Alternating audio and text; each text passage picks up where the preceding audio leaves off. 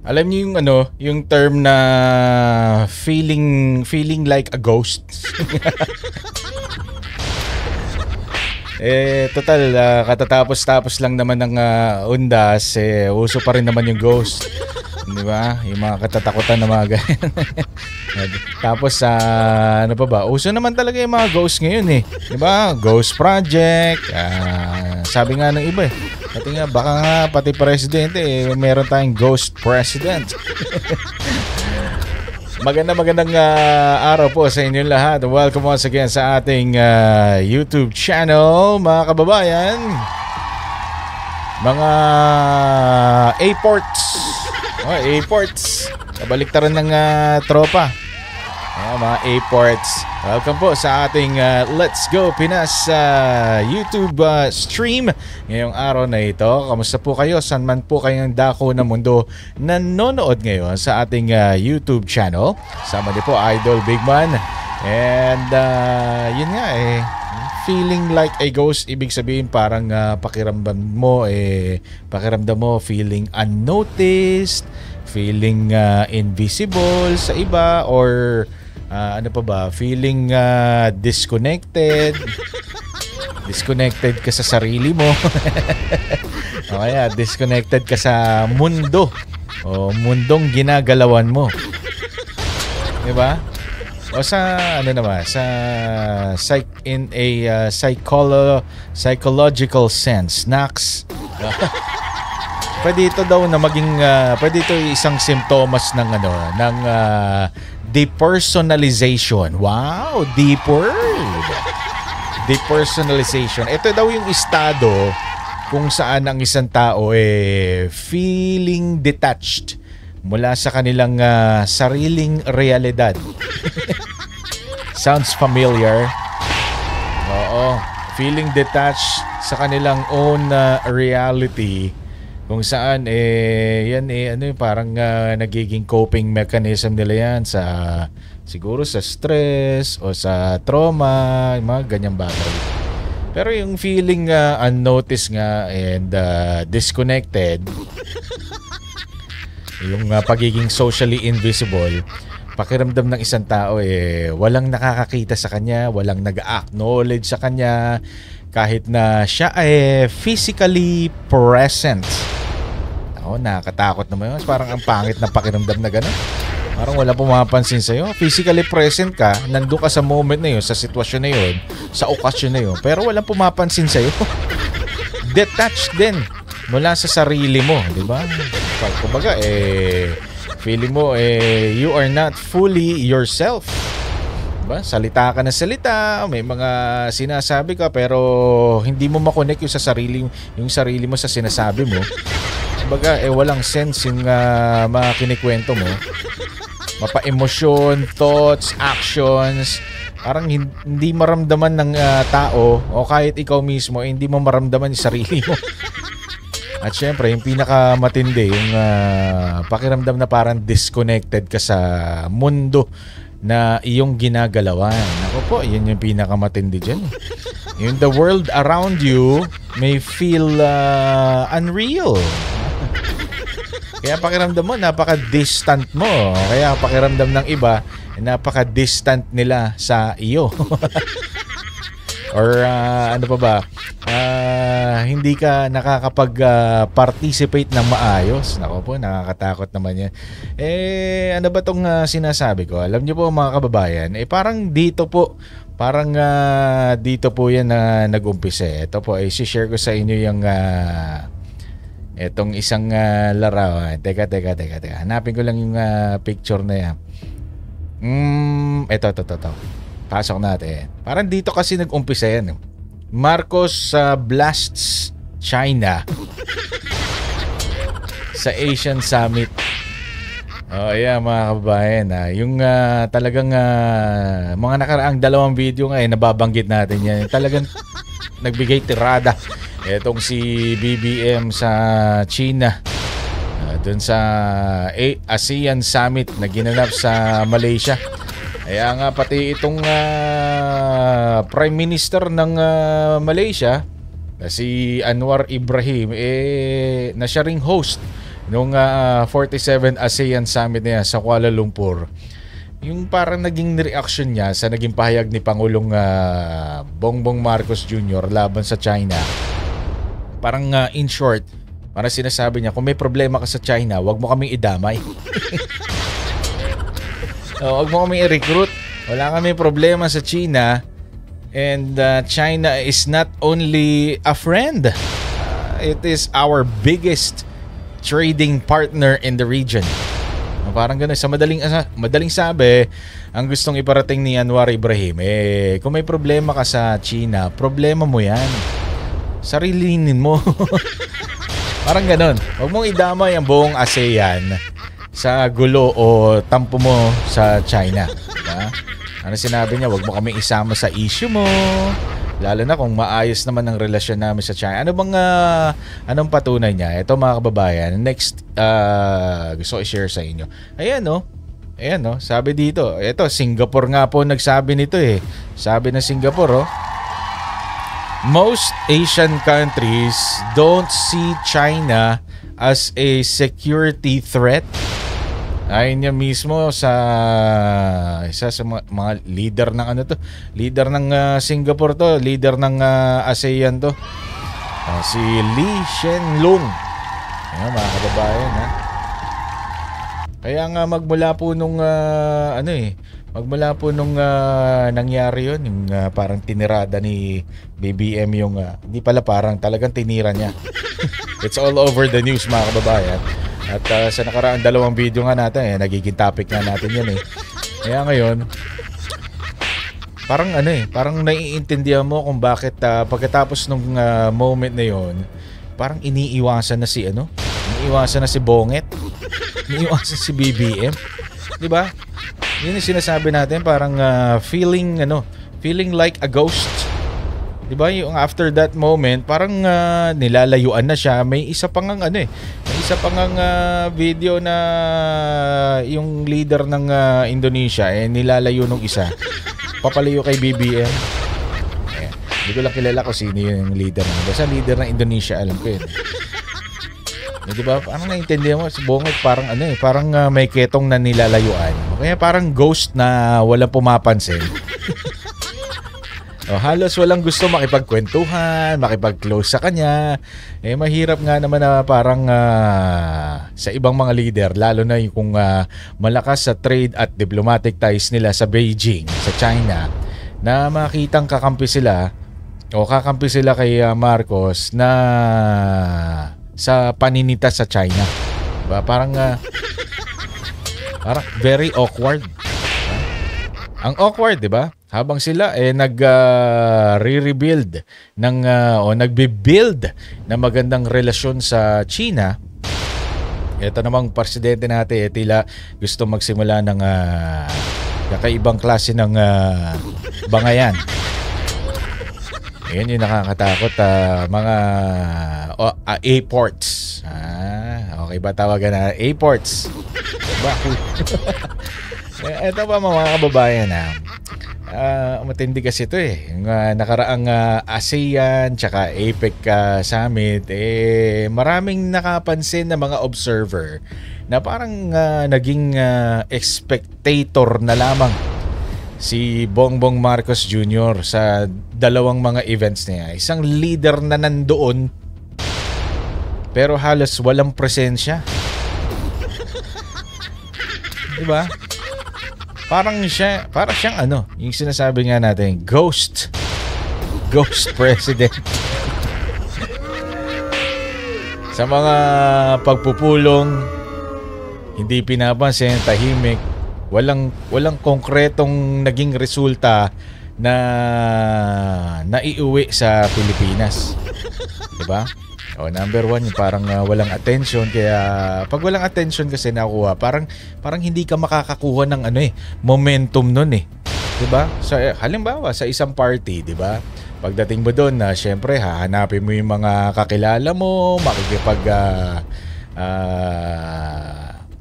magwa-warm up ka sa kanila, tapos syempre kayo nang pag okay na kayo, nakasettle na kayo sa party, kayo na yung magkakasama sa party, wala nang iwanan niya. parang hindi nakakuha ng ganong momentum eh. Habang ang may ibang mga leader katulad ng Cambodia, ng Thailand, Malaysia. Eto mga kababayan, tingnan nyo. Ayan sabi niya kasi PBBM kumpiyansang makapag-uuwi ng maraming oportunidad mula sa APEC Summit. Pero ano nangyari? Wala, nga. Habang yung Cambodia, Thailand, Malaysia aktibong nakipag-usap at nakakuha ng mga benepisyo. Katulad ng zero tariffs. O kaya yung preferential trade deal sa Amerika.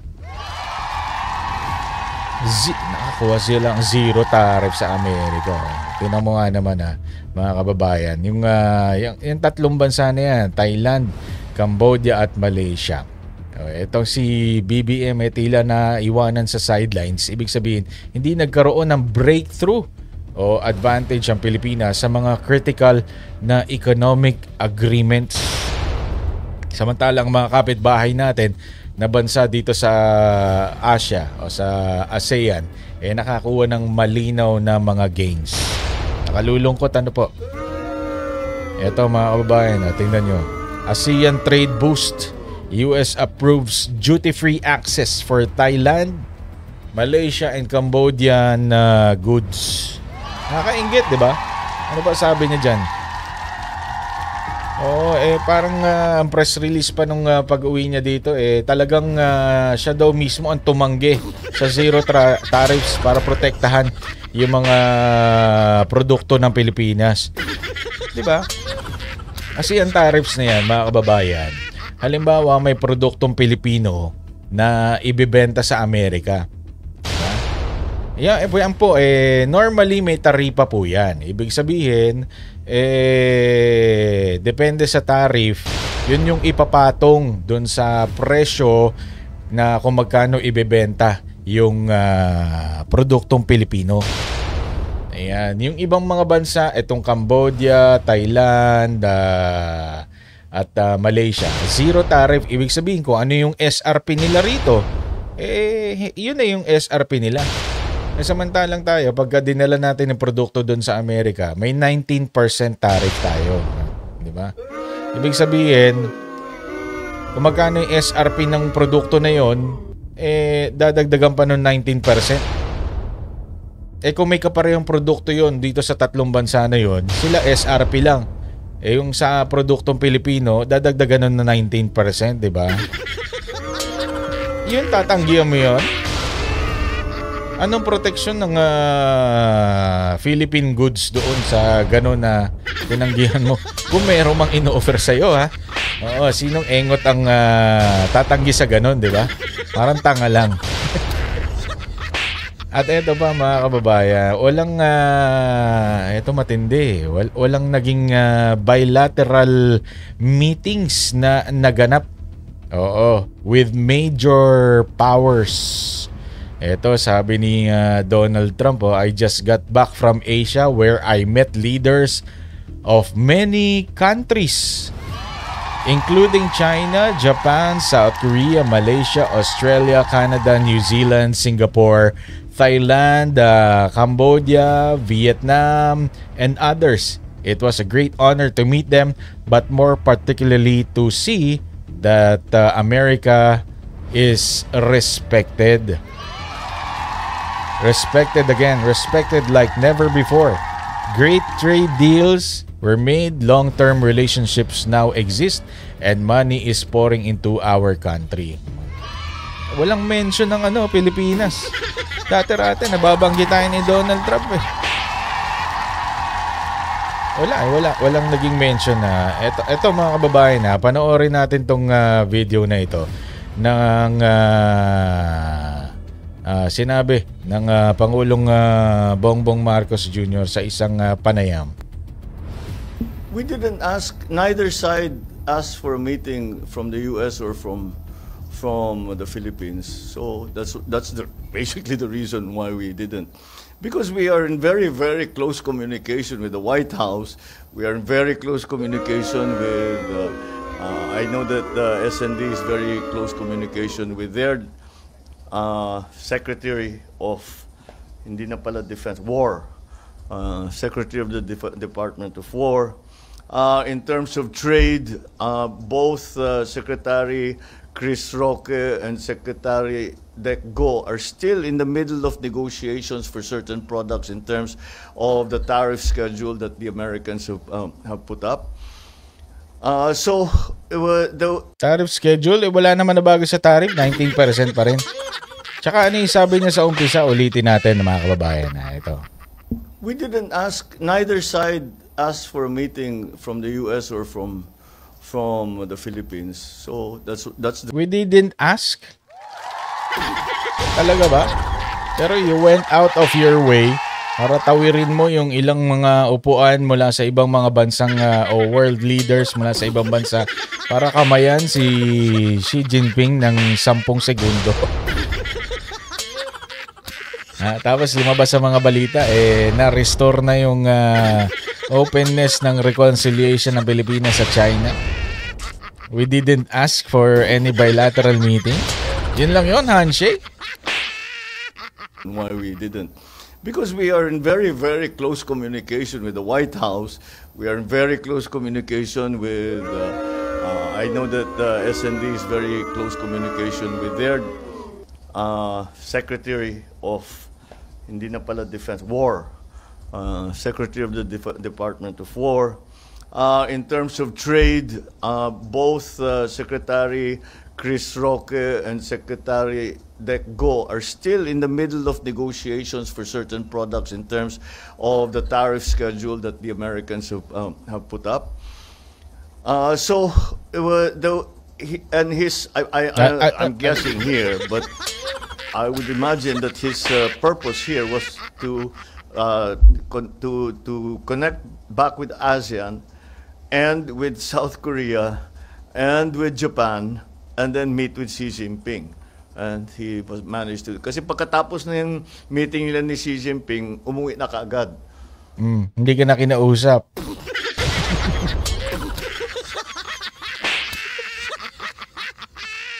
And he was represented by by Secretary Lutnick.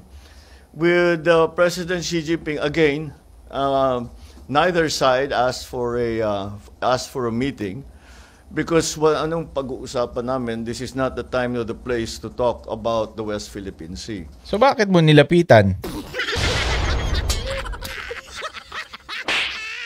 Anything for having a meeting about that. Kasi yun lang naman ang papag-usapan namin eh. Mas meron ka pa sinasabi na ang hirap lapitan. Diba? Parang sabi pa nga, parang gusto kang baka suntukin ka pa ng bodyguard. Diba? May ganun pa eh. Ibig sabihin, parang gusto mo talagang lapitan para makausap. Pero hindi ka nag-request ng yan ang sinasabi natin, mga kababayan. Hindi ka nag-request ng bilateral meeting. Yung sinasabi natin na parang detached ka sa sarili mo. Parang disconnected ka sa mundo. O diba, yung sinasabi natin kanina, feeling like a ghost. Yun mga kababayan yung sinasabi na parang iba yung optics na pinakita nila dito sa sinasabi. Hindi naman yun lang ang pag-uusapan namin. Yun nga yun. Kung hindi, ayan, public alert notice, meron din ako yun. Oh. Parang sa atin, akala mo babagsak na yung langit eh.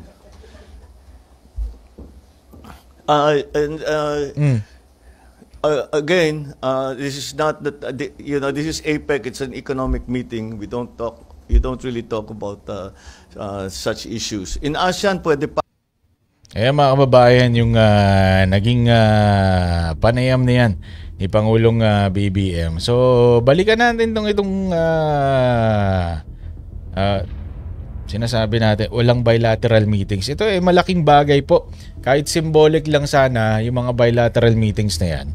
Ang pagkakaroon ng bilateral meeting senyales po ng respeto, interest at willingness na makipagtrabaho ng mga bansa sa atin, sa Pilipinas.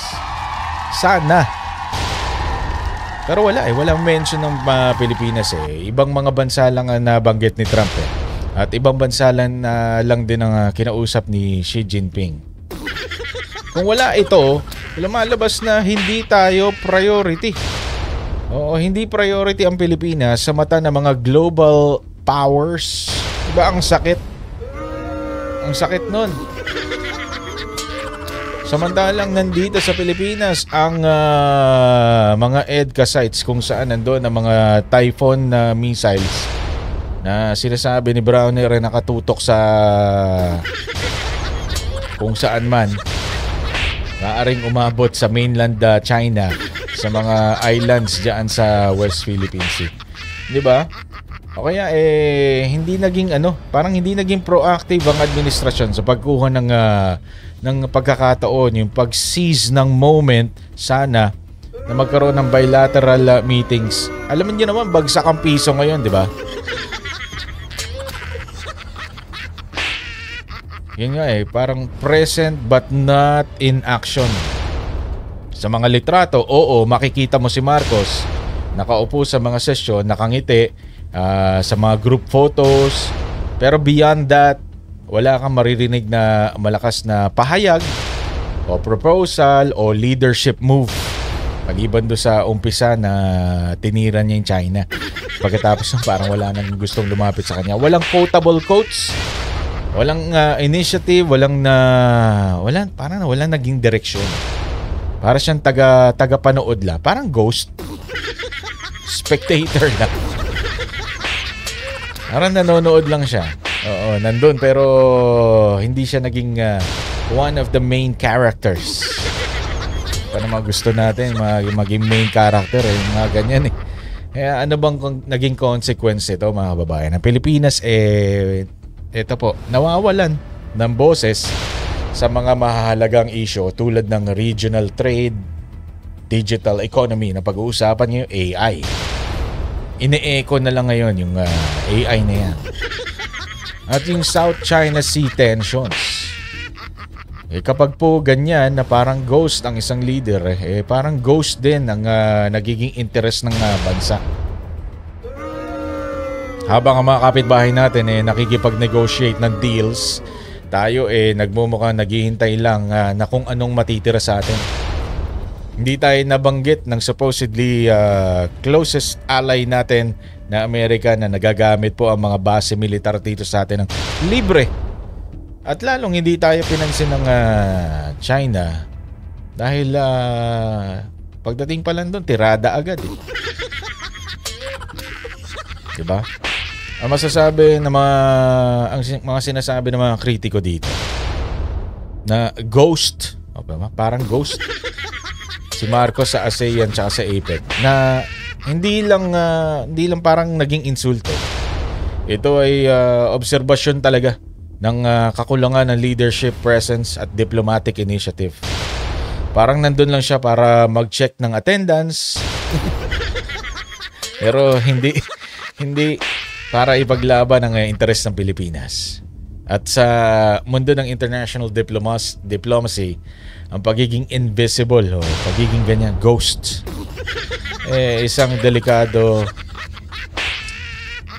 dahil nagmumukhang parang irrelevant. Yun nga ang masaklap dyan parang hindi lang po dyan sa abroad, maging parang dito sa Pilipinas. Katulad na lamang nito mga kababayan. Ito po lumabas naman sa mga balita ngayong araw. Sabi na, ito po si DPWH Secretary Vince Dizon ang nagsabi nito. Ang sabi ni Secretary Vince Dizon, sabi po ng Pangulo, ihinto muna natin yung pagnanakaw.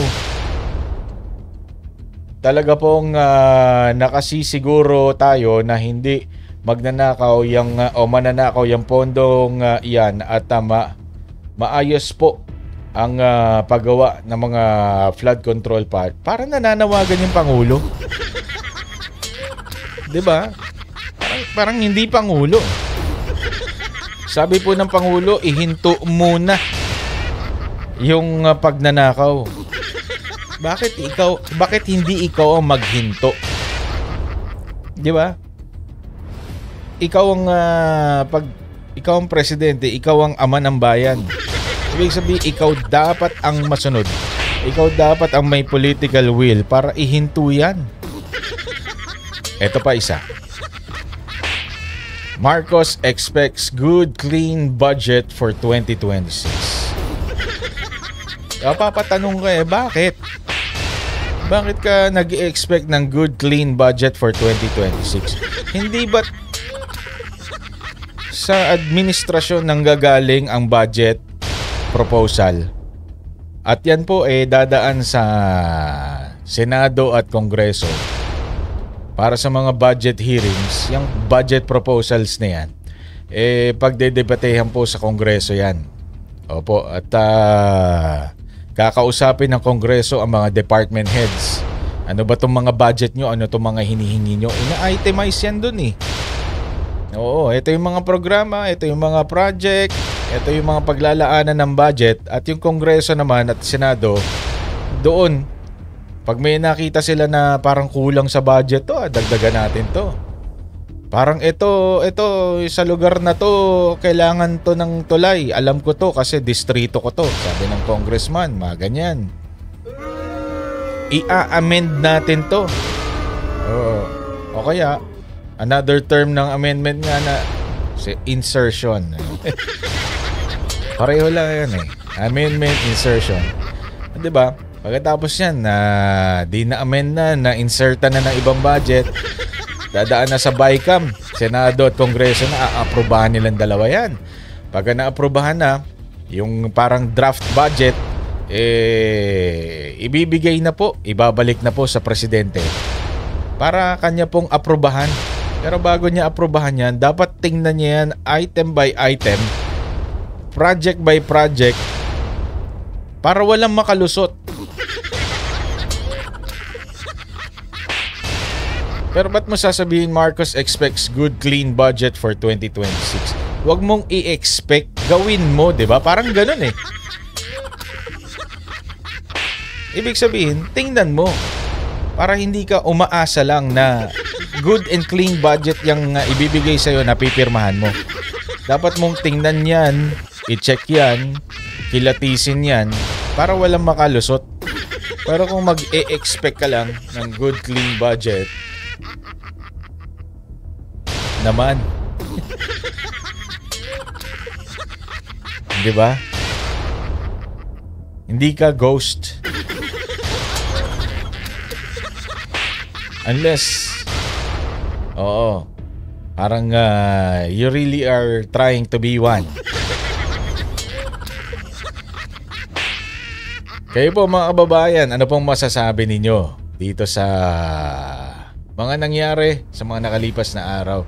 Obserbasyon ng mga tao. Ang ating leader parang ghost dito sa ating sariling bansa, parang ghost din sa abroad.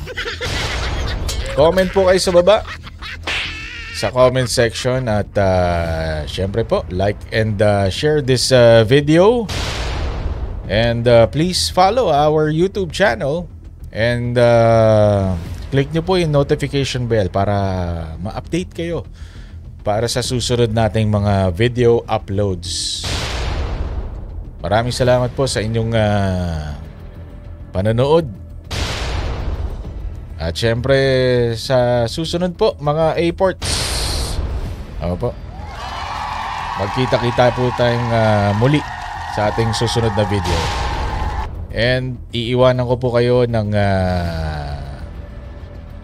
isang napakagandang quote na laging sinasabi po ni VP Sara Duterte.